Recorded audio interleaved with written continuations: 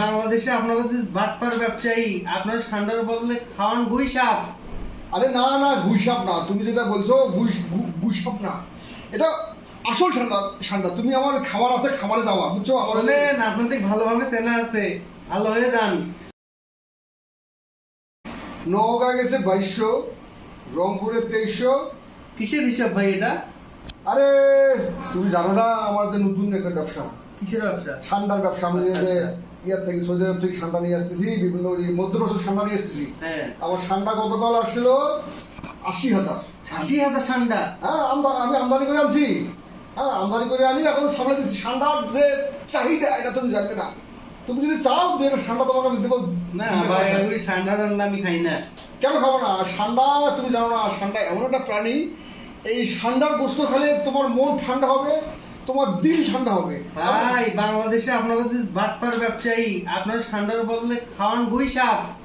আরে না না, গুইসাপ না, তুমি যেটা বলছো গুইসাপ না, এটা আসল ঠান্ডা ঠান্ডা। তুমি আমার খামার আছে, খামারে যাওয়া, বুঝছো? আমার বলেন আপনাদের ভালোভাবে চেনা আছে, ভালো হয়ে যান। না হলে সেনাবাহিনী এসে ঠান্ডা মেরে ঠান্ডার ব্যবসা ছড়িয়ে দিবে আপনাকে। আরে শুনবা তো, ঠান্ডা গুইসাপের একটা বংশ।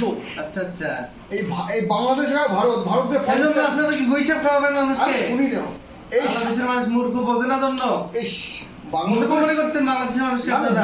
আমার কথা শোনো, আমার কথা শোনো, তারপরে বলতে দাও। আক্রমণ করো তুমি, কি মানে ইয়ে হয়ে গেছো নাকি? খুব হাতি হয়ে না গেছো না, আপনাদের সেনাবাহিনী ডাকতে হবে। আমি ডান্ডা মেরে আপনাদের আচ্ছা, এখন খান করলে ভাই হবে না তো। তুমি হাসতেছো কেন? আমাকে তুমি, আমার বয়স আমার কত? তুমি হাসতেছো? আপনার বয়স যতই হোক, এই সিটিতে বাটপারি ব্যবসা আপনারা চালান নাই। আরব আমিরাতের যে আমি, তার সঙ্গে আমার যোগাযোগ। তুমি হাসতেছো, হাসবে না, খবরদার। আমার ব্যবসা শোনো, এই ঠান্ডা বাংলাদেশ আপনি এত উত্তেজিত হবেন না। আচ্ছা ঠিক আছে, শোনেন, এই ঠান্ডা বাংলাদেশ থেকেই চলে গেছে আরব আমিরাত, সৌদি আরবের মধ্যপ্রাচ্যে। এই যে বাংলাদেশের গুইসাপটা আছে না, এটা বাংলাদেশ দিয়ে ইন্ডিয়া, ইন্ডিয়া দিয়ে পাকিস্তান দিয়ে আফগানিস্তান হয়। ওই আফগানিস্তানের যে ইয়াগুলো আছে না, ওই যে তোমার কি বাহিনী ছিল মনে আছে? রাশিয়ার থেকে একটা বাহিনী ছিল যে আফগানিস্তান দখল করলো, মনে আছে কি? তারপরে লাদেন আসলো। ওই লাদেনের সময় এই বাংলাদেশের গুইসাপ পাচার হয়ে চলে যায়। ওরা মরু আবহাওয়াতে ওদের জাত পরিবর্তন করে ওরা বাংলাদেশের গুইসাপ হয়ে গেল ঠান্ডা, বুঝছো কি? এখন তো গুইসাপ তো খাওয়া যাবে না, আমাকে গুইসাপ এখন তো করাই লাগবে। দু একটা তুমি বোঝো না, সবই যদি আমি খালি ঠান্ডাই দিই, গুইসাপও তো খাওয়া লাগবে। এই জন্য 2-4টা গুইসাপ দেই, সমস্যা নাই। ভাই চিন্তা করেন না, আপনার আন্ডা ঠান্ডা সব ঠান্ডা হবে। সেনাবাহিনীকে আমি ডাকি আগে। আপনারা যে এই যে গুই সাপের ব্যবসা করেন, ভুয়া ব্যবসায়ী, আপনাদের মুখোশ উন্মোচন করতে হবে। তোমার হাসিতে আমি ভয় পাই না, বুঝছো? এখনো সময় আছে, কিছু টাকা পয়সা দেন, এই ছেলেপেলে যারা আছে ওদের ব্যবস্থা করি, তাহলে আপনার আন্ডা ঠান্ডা সব ব্যবসা। ছেলে মেয়ে এখন দেশে হলে অন্যরকম অবস্থা। এখন আমাদের ইউনিট সরকার ক্ষমতায়, মরিচের সার 20 টাকা, আলুর সার 8 টাকা। তোমার হলে খাওয়া ছেলেমেলে, ওই ছেলেমেলে মানুষ আছে? তাই কি বলো ছাত্রলীগ, আর কি বলো অমুক লীগ, কি বলো তুমুক লীগ, ওগুলি একটাও বাংলাদেশে নাই, বুঝছো?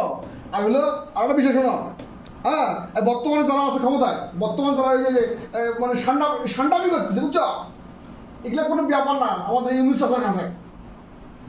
ইউনিট চাষা দেশটাকে ভালো মতো করতে হবে। আর যারা ঠান্ডার ব্যবসা করতেছে, ঠান্ডার ব্যবসা করতে হবে। এই ঠান্ডা খালি একটা ঠান্ডা খাবেন, ঠান্ডার 1 পিস খাবেন তো আপনার মাথা ঠান্ডা হবে, ঠিক আছে?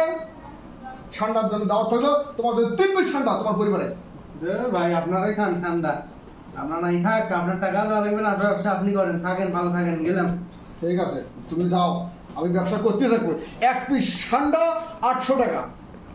এই যে আমার কাছে সৌদি আরবের লিস্ট আছে, মধ্যপ্রাচ্যের লিস্ট আছে, 3 প্রকার ঠান্ডা। আরব আমিরাতের ঠান্ডা, সৌদি আরবের ঠান্ডা এবং ইরাকের ঠান্ডা, সবগুলো আমার প্লেনে করে আসতেছে। কোনো সমস্যা নেই, ঠান্ডার ব্যবসা চলবে। সকলের জন্য 3টে কিনলে 1টা ফ্রি, ঠিক আছে?